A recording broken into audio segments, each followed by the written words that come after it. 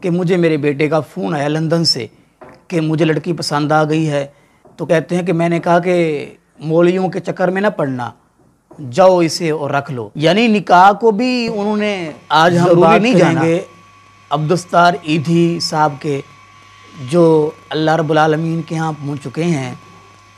رسول اللہ صلی اللہ علیہ وسلم نے فرمایا جو شخص فوت ہو جائے تو فرمایا ان کے بارے میں اچھی بات کہو، لیکن لوگ ان کے بارے میں غلو کا شکار ہیں اور لوگ ان کی شخصیت کے بارے میں نہیں جانتے کہ وہ کیسے تھے، ان کی سوچ کیسی تھی۔ تو آج میں بتاؤں گا کہ وہ کیسی سوچ رکھتے تھے۔ کیا شریعت کے مطابق جو انسان یہ سوچ رکھتا ہو، یہ عقیدہ رکھتا ہو، یہ نظریات کا مالک ہو، کیا اس کو اس کے فرعی کام جو ہیں ان کا کوئی فائدہ ملے گا یا نہیں؟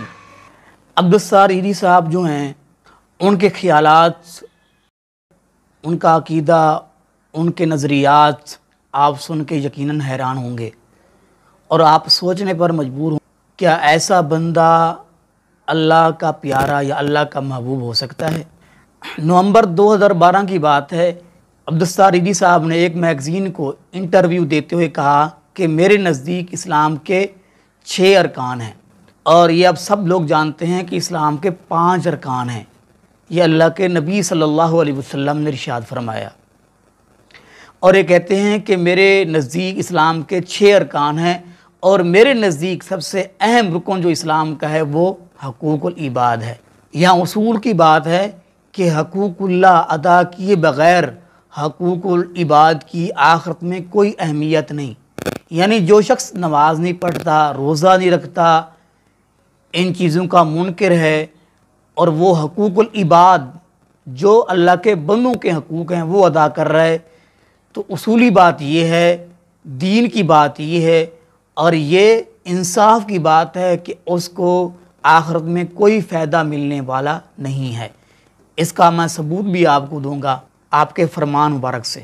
جیسا کہ حدیث پاک میں آیا ہے، سید عائشہ صدیقہ رضی اللہ تعالی نے پوچھا اللہ کے رسول صلی اللہ علیہ وسلم، عبداللہ بن جدعان یہ مکے کا بہت بڑا سخی آدمی تھا، اس کے بارے میں آپ کا کیا خیال ہے؟ کیا یہ جنت میں جائے گا؟ تو رسول اللہ صلی اللہ علیہ وسلم نے فرمایا، عائشہ کیسے؟ یہ کیسے ہو سکتا ہے جبکہ اس نے کبھی ایک بار بھی نہیں کہا کہ اللہم اغفر لی، اللہ مجھے معاف فرما۔ یعنی اس نے اللہ کے حقوق ادا نہیں کیے۔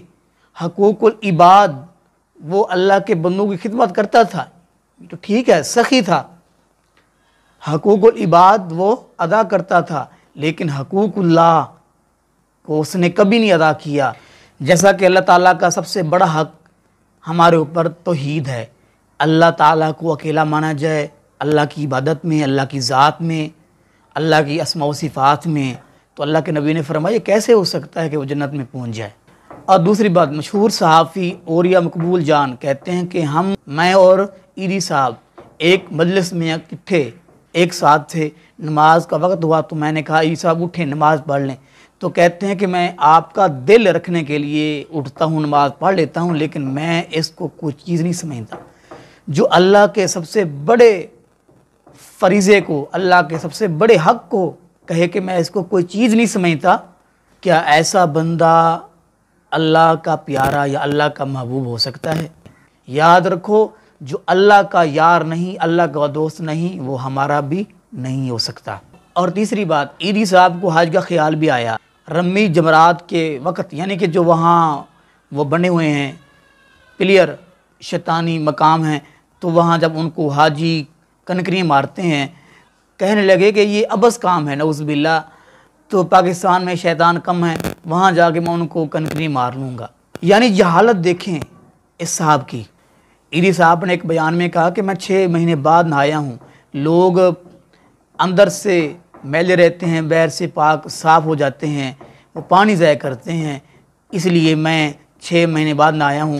ایدھی صاحب خود بیان کرتے ہیں کہ مجھے میرے بیٹے کا فون آیا لندن سے کہ مجھے لڑکی پسند آ گئی ہے، تو کہتے ہیں کہ میں نے کہا کہ مولویوں کے چکر میں نہ پڑنا، جاؤ اسے اور رکھ لو۔ یعنی نکاح کو بھی انہوں نے ضروری نہیں جانا۔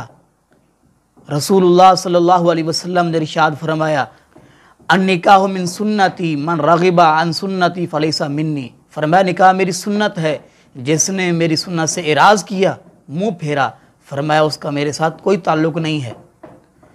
تو ایدھی صاحب جو ہے وہ نکاح کے بھی منکر، ایدھی صاحب کی زندگی کا بہت سا عرصہ بھاگی لڑکیوں، ولی اور مولویوں کی پابندیوں اور ولد الزنا کے قانونی ہونے جیسے معاملات سے عبارت ہے۔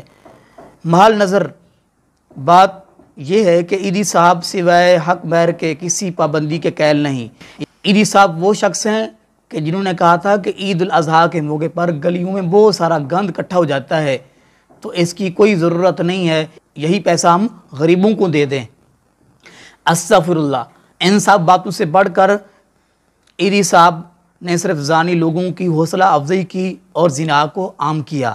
کیا ناجائز بچوں کے خاتمے کی تحریک نہیں چلی جا سکتی تھی، یا انسانیت کی خدمت سیلاب سے متاثرہ غریبوں کی نہیں؟ تو یہ سوچنے والی باتیں ہیں۔ دوستو بھائیو، یہ ہے عبدالستار ایدھی کا چہرہ اور ان کا فیس جو میں نے آپ کے سامنے رکھا ہے۔ اللہ تعالی ہم سب کو حق باز کرنے کی، سمجھنے کی اور سننے کی توفیق نصیب فرمائے۔